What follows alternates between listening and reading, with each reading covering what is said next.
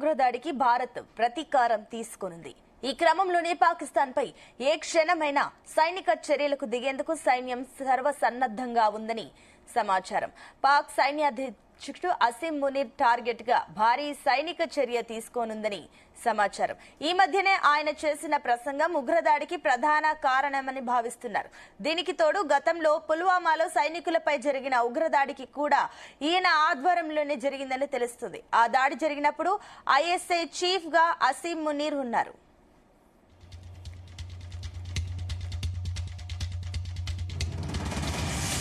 ఇదే అంశానికి సంబంధించి మరిన్ని డీటెయిల్స్ మా కరెస్పాండెంట్ శ్రీచరణ్ లైవ్ ద్వారా అందిస్తారు. Yes Sricharan, over to you. Sunitha, Pakistan లో ఇప్పుడు ఒక అన్సర్టనిటీ అని ఉంది. పాకిస్తాన్ ఆర్మీ అందరూ కూడా భయపడుతున్నారు. ఎప్పుడైతే మధుబన్ లో ప్రధాని నరేంద్ర మోదీ పహల్గామ్ లో జరిగిన దాడికి ఖచ్చితంగా రిటాలియేషన్ ఉంటుంది అని చెప్పడంతో ఒక్కసారి పాకిస్తాన్ ఆర్మీ అనేది ఇప్పుడు ఒక అన్సర్టనిటీలో ఉంది. అలాగే అందరూ కూడా భయపడుతున్నారు. దాదాపు 5,000 మంది పైగా సోల్జర్స్, వివిధ శాఖలకు చెందిన అదే ఆర్మీలో అధికారులు కూడా రిజిగ్నేషన్ ఇచ్చినట్లు కూడా మనకు సమాచారం అందుతుంది. అయితే ఆసిఫ్ మునీర్ ఎవరైతే ఉన్నారో క్యాండిడేట్, ఈ దాడికి జరిగే ముందు కొద్ది రోజుల ముందు పాకిస్తాన్ లో ఉన్న బిజినెస్ మెన్, ఫినాన్షియర్స్ ని అందరినీ పిలిచి ఒక మీటింగ్ పెట్టారు.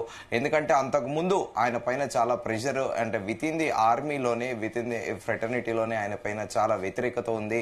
సో ఆ వ్యతిరేకత వచ్చిన కారణంగా ఆయన దాన్ని ఎలాగైనా కూడా ఆ వ్యతిరేకతను పోగొట్టుకునేటందుకే ఆ ప్రత్యేక సమావేశం నిర్వహించారు. అంతకు ముందు కూడా ఆయనని అమెరికా ప్రభుత్వం కూడా ఆయనని ఒక బ్లాక్ లిస్ట్ లో పెట్టాలి, ఒక టెర్రరిస్ట్ లాగా ముద్ర వేయాలనే ఆలోచనలో ఉన్నప్పుడే ఈయన ఆల్ ఆఫ్ సడన్ గా ఆ మీటింగ్ ఏర్పాటు చేసి పాకిస్తాన్ లో ఉన్న బిజినెస్ మెన్ అందరినీ పిలిచి ఏర్పాటు చేసి భారతదేశం పైన అక్కసు వెళ్ళగక్కడని చెప్పాలి.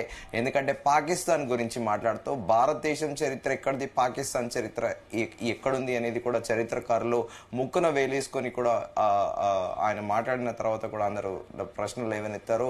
పాకిస్తాన్ కల్చర్ వేరు, అసలు పాకిస్తాన్ ట్రెడిషన్స్ వేరు, ఇండియా వేరు, కంప్లీట్ గా టోటల్ గా డిఫరెంట్. మనది హెరిటేజ్ కల్చర్ అంటూ కూడా పాకిస్తాన్ ఈ ఆర్మీ చీఫ్ ఆసిఫ్ మునీర్ రెచ్చగొట్టే వ్యాఖ్యలు చేయడము, ఆయన చేసిన వ్యాఖ్యల తర్వాతనే ఈ పహల్గామ్ దాడి జరగడము, ఇదంతా కూడా ఖచ్చితంగా ఆసిఫ్ మునీర్ తన వ్యాఖ్యల ప్రభావం వల్లనే జరిగిందనేది కూడా ప్రపంచవ్యాప్తంగా అందరూ నమ్ముతున్నారు. ఇదే కాకుండా 2019లో పుల్వామా అటాక్స్ దాదాపు 40 మంది పైన జవాన్లు కూడా దాంట్లో అమరులయ్యారు ఆ దాడిలో. సో దానికి కూడా ప్రధాన సూత్రధారి ఈ ఆసిఫ్ మునీరే.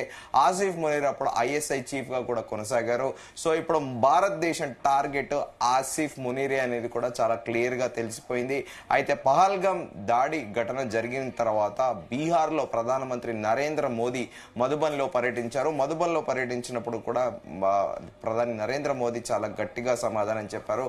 వదిలిపెట్టేది లేదు, ఎవరైనా సరే, ఎంతటి వారైనా సరే ఖచ్చితంగా వదిలిపెట్టే ప్రసక్తే లేదని కూడా తేల్చి చెప్పడంతో పాకిస్తాన్ ఆర్మీ గజ గజ వణికిపోతున్నారు. ఇప్పుడు టాప్ అఫీషియల్స్ ఎవరైతే ఉన్నారో వాళ్ళందరూ కూడా బంకర్లలో దాచుకుంటున్నారు. అయితే రెసిస్టెన్స్ ఫోర్స్ కి చెందిన ఒక కమాండర్ ఎవరైతే ఉన్నారో పహల్గామ్ దాడి తర్వాత ఇది మేమే చేశామని చెప్పి ఒక మేకపోతు గాంభీర్యంతో పాటు స్వయం ప్రకటితం కూడా వచ్చి ఆయన ప్రెస్ కాన్ఫరెన్స్ లో అడ్రస్ చేసి చెప్పడము, అనంతరం ఈ రెసిస్టెన్స్ ఫోర్స్ చీఫ్ అయితే ఎవరైతే ఉన్నారో అది మాకు సంబంధం లేదు, మాకు ఎలాంటి సంబంధం లేదు, మేం చేయలేదు అని చెప్పడము, అది ప్రధాని నరేంద్ర మోదీ మధుబని పర్యటనలో ఆయన చేసిన వ్యాఖ్యలకి పాకిస్తాన్ ఆర్మీ అందరూ కూడా భయపడ్డారు. అప్పుడే ఇమీడియట్ గా ఈ రెసిస్టెన్స్ ఫోర్స్ చీఫ్ వచ్చేసి దీంట్లో మా ప్రమేయం లేదు, పహల్గామ్ లో జరిగిన ఉగ్రవాద దాడికి పాకిస్తాన్ కి ఎలాంటి ప్రమేయం లేదని సంజాయిషి ఇచ్చుకునే ప్రయత్నం చేశారు. కానీ అప్పటికే జరగాల్సిన డ్యామేజ్ అంతా కూడా జరిగింది.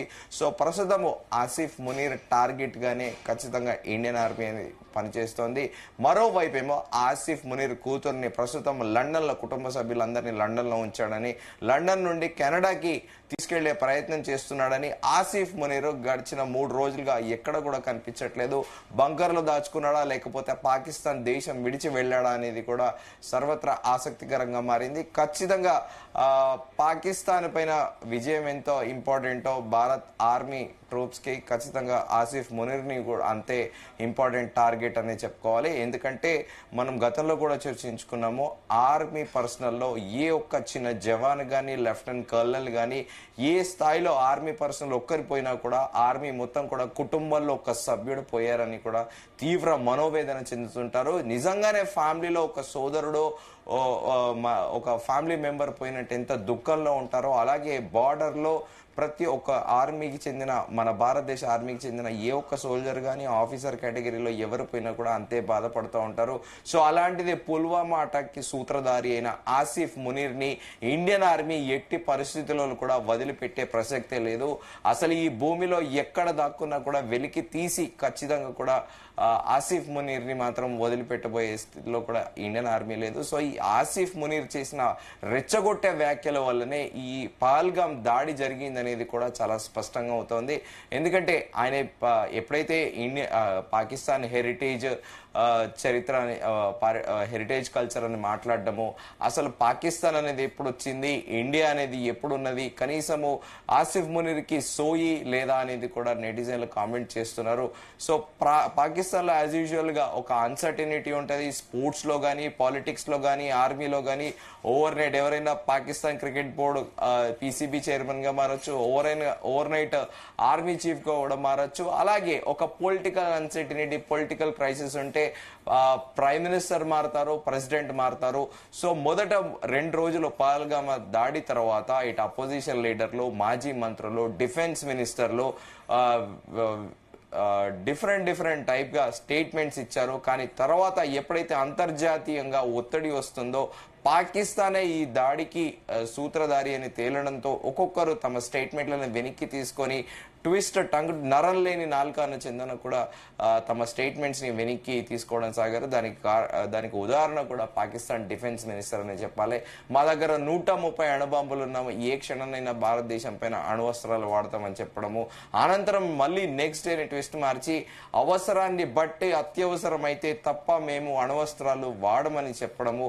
సో ప్రస్తుతము పాకిస్తాన్ ప్రభుత్వం కానీ పాకిస్తాన్ సైన్యం కానీ నిద్రలేని రాత్రులు గడుపుతున్నాయి. ఎప్పుడైతే 22న పహల్గామ్ లో దాడి జరిగిందో ఆ తర్వాత నెక్స్ట్ డే నుంచి దాదాపు 1 వీక్ నుంచి పాకిస్తాన్ లో ప్రతి రోజు భయంతో సాధారణ ప్రజలు కాదు, ఇది పాకిస్తాన్ పాలిటీషియన్లు అలాగే పాకిస్తాన్ ఆర్మీ ఆఫీసర్లు కూడా భయపడిపోతున్నారు. ఎందుకంటే భారతదేశం ఎప్పుడు ఏ క్షణాన ఎక్కడ దాడి చేస్తుంది, నేవీ దాడి చేస్తుందా, ఎయిర్ ఫోర్స్ చేస్తుందా, లేకపోతే గ్రౌండ్ లో మిలిటరీ ట్రూప్స్ పాకిస్తాన్ ని ఆక్యుపై ముజఫరాబాద్ వెళ్లి పాకిస్తాన్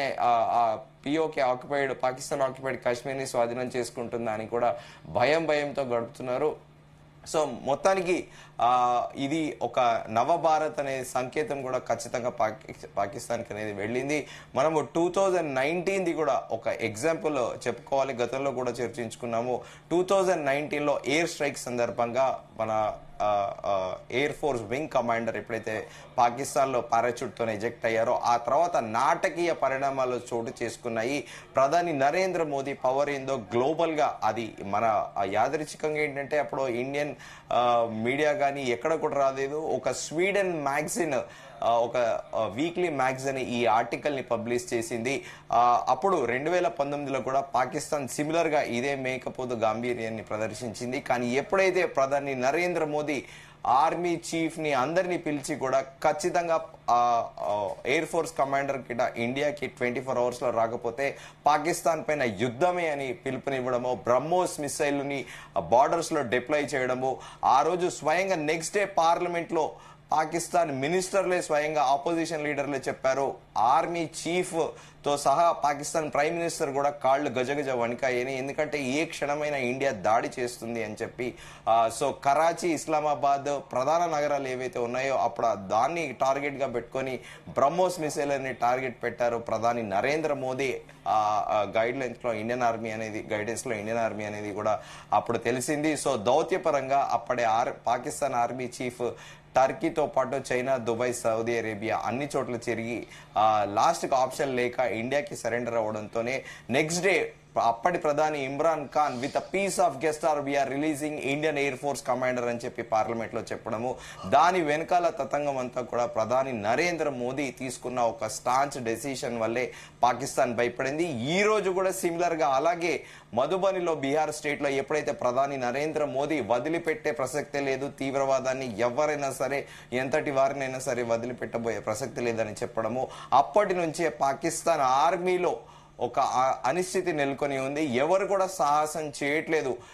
అంటే చిన్నప్పటి అంటే సోల్జర్స్ మాత్రము ఫీల్డ్ లో బ్యాటిల్ ఫీల్డ్ లో ఉంటున్నారు, వారిని సుబేదారి అంటారు. కానీ ఆఫీసర్ కేటగిరీలో ఎవరు కూడా చురుగ్గా అంటే వారిలో పాల్గొనడానికి ఆ ఇంట్రెస్ట్ చూపెట్టట్లేదు. ఎందుకంటే ఏ క్షణంలో తమ ప్రాణాలు పోతాయో అని కూడా ఒక భయాందోళనలో ఉన్నారు. సో ఎవరెవరికి ఆర్మీ వాళ్ళ క్వార్టర్స్ ఉన్నాయో వాళ్ళ బంకర్స్ లోనే దాచుకున్నారు. 2019లో కదా ఎప్పుడైతే ఇండియన్ ఎయిర్ ఫోర్స్ కమాండర్ ని పాకిస్తాన్ లో ఎజెక్ట్ అయ్యారో పారాచూట్ తోని, అప్పుడు ఆ రోజు రాత్రి ఎలాంటి సంఘటనలు ఉన్నాయో గడిచిన వారం రోజులుగా కూడా పాకిస్తాన్ ఆర్మీలోని టాప్ అఫీషియల్స్ అందరూ కూడా సిమిలర్ గా ఆ 2019 నాటి గుర్తు చేసుకుంటూ ఇప్పుడు కూడా బంకర్ లోనే దాచుకుంటున్నారు.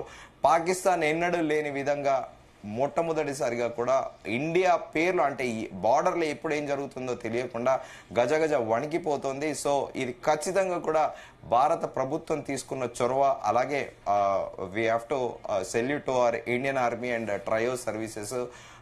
ఎంత దూకుడుగా నిన్న ప్రధాని నరేంద్ర మోదీ కూడా త్రివిధ దళాధిపతులతో మీటింగ్ తర్వాత ఫ్రీ హ్యాండ్ ఇవ్వడము, టైము అలాగే మోడ్ ఆఫ్ అటాక్ ఇవన్నీ ఎలా చేస్తారో అనే దాన్ని మీరే నిర్ణయించుకొని ఫ్రీ హ్యాండ్ ఇవ్వడము, ఇండియన్ ఆర్మీ కూడా ఎప్పుడెప్పుడా అని కూడా చాలా కసితో ఉండడము. సో పాకిస్తాన్కి అయితే ఇప్పుడు ఖచ్చితంగా ఏమీ చేయలేని పరిస్థితి. అసలు పాకిస్తాన్ ఉంటుందా లేదా అనేది కూడా వరల్డ్ మ్యాప్ లోనే అనేది కూడా ఒక ప్రశ్నార్థకంగా మారింది. Sunitha. Right Sricharan, thank you.